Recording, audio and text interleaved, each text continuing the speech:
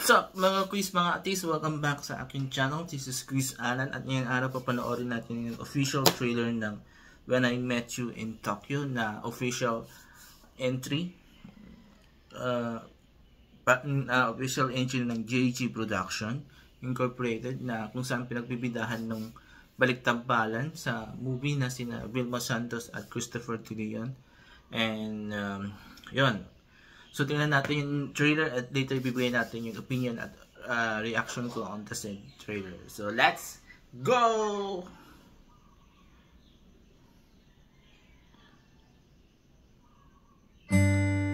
Palaging sinasabi sa akin noon ng aking inay na ang lahat daw ng tao ay ipinanganak na may kakambal na life partner o kung tawagin natin, soulmate. Ewan ko ba?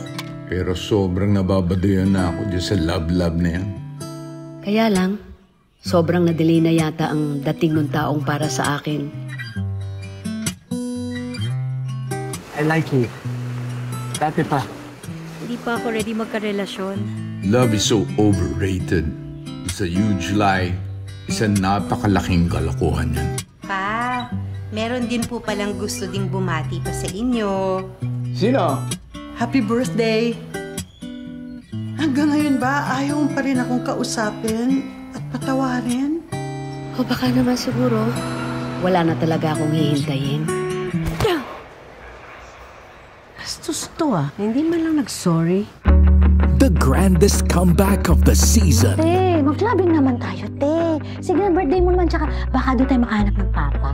Ay, give up na ako dyan. Alam niyo yun. Huwag kayo nagwawala dito. Eh, di ba? Ang gugulo ninyo eh. Lalo ka na. Anong pakialam mo? Sino ka ba? Ito sa puko. Sa'yo? Akala ko hindi ako lalaban sa'yo. The most awaited reunion of the year. Sakit ang ulo ko. Kasi naman kayo pa-club. Wala akong hilig dyan. Doon sa labas. Halika na. Na napakakaya. Ha? Bakit parang nakakita ka ng multo, bro ha? Sandali. May gusto ka sa akin? You have a right to be happy. Pabayaan mong magmahal ka ulit. Ang tibay dibdib mo, tiniis mo. Siyempre, mahal ko. Mahal mo? Mahal ko. Aray. Pag pamilyar na kayo sa galaw ng isa't isa, doon nagsisimula ang totoong dynamics ng relasyon. Ilang beses ko ba sinabi sa yung kaya ko? Ako kasi dapat gumagawa dyan eh. Kapwa kayo magkakasakitan.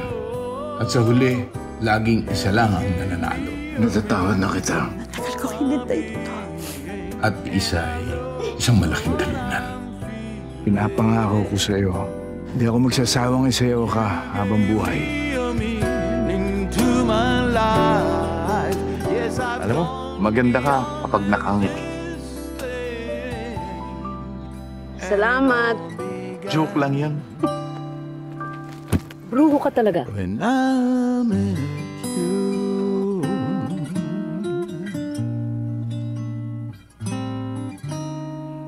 When I met you.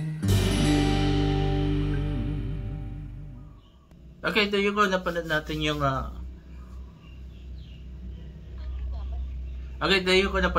yung official trailer ng When I Met You in Tokyo na pinagbibida ni Vilma Santos at Christopher De Leon. So ito yung comeback movie nila together as yung parang love team sa movie. And alam naman natin yan, parang nasa history na yan ng Philippine entertainment na sila yung magaling na tambalan, na hindi sila yung love team na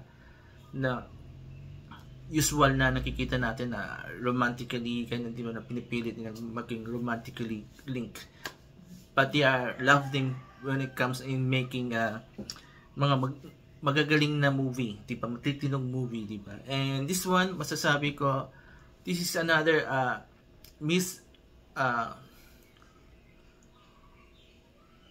how you call it, yung parang how you call it, nakalimutan yung word. This is another na opportunity na miss na naman nila para sa mga ganitong klaseng artista, mga tika-libreng artista. I wish yung ginawa sana nilang comeback movie nilang dalawa ni Vilma sa Christopher where something na yun talagang mapapakita yung talagang husa nila. Yes, they don't need to prove anything, diba? Because they have been in the showbiz for a long time. They have proven it by winning numerous awards. Pero again, still, if a comeback, kailangan something na big, diba? Yung talagang wow, mapapawa ka. This one parang I don't hate the movie. Cute siya tingnan, pero at their age and on their caliber parang hindi bagay, diba? So parang sana na lang binigyan na lang sana sa mga younger couples yung ganitong movie instead sa kanila na yun, as in talagang opportunity talaga itong nangyari. Well, kung fans kayo ng Vilma Christopher tandem, then this will be for you. But for me na, I was hoping a better movie for them as their comeback movie as a tandem. But medyo this is parang out of my mind. Hindi ko talaga in-expect na ganito. Kasimple lang yung kwento. Yes, it's about having a relationship at their age, diba? Yung parang yun ang tinatakol ng movie. Pero again, this is not what I am really expecting from this two, na mabigyan sila ng movie na something na talagang yung papakita pa rin yung pagiging caliber nila, diba? So yun, sa trailer mismo, it looks good. It's ang ganda from the technical aspects nito. Ang ganda, maganda camera angle, mga cinematography, as in talagang husayan even the acting was also very good. Walang OA, walang tuod na acting, so everything was very good. Yun nga lang, but on my part lang, may mga fans dyan magagalit. Para sa akin, parang it's a missed opportunity talaga na sana mas yung calibre yung ginawang movie nila, diba? Especially now na ang daming magagaling na artista, so hindi nila kailangan magpagtapata sa kanila. Pero yun nga lang, this is a film festival and kilala sila na gumagawa sila ng mga calibreng movie. So parang this one is parang this is the lowest of their best, diba? I'm not saying it's worst because it looks good naman and sa tingin ko maganda yung story. Yun nga lang, kung itatabi mo to sa mga nagawa nilang mga movies before, especially yung mga naging entry nila sa Metro Manila Film Festival, this was not really as the best as those movies na nagawa nila in the past. So yun. So again, if you are a fan of this tandem Vilma Christopher, then this is for you. Panoorin niyo, diba? But for me na critical sa mga ganitong klaseng movies na especially sa mga big time stars, diba? I'm looking for, naghanap ako for something different, diba? Na talagang tika libre pa rin, diba? So yun. So again, I have nothing against the movie. Yan ang missed opportunity lang talaga nakikita ko dito. Lalo pag sinabi nilang comeback movie nilang dalawa. So yun.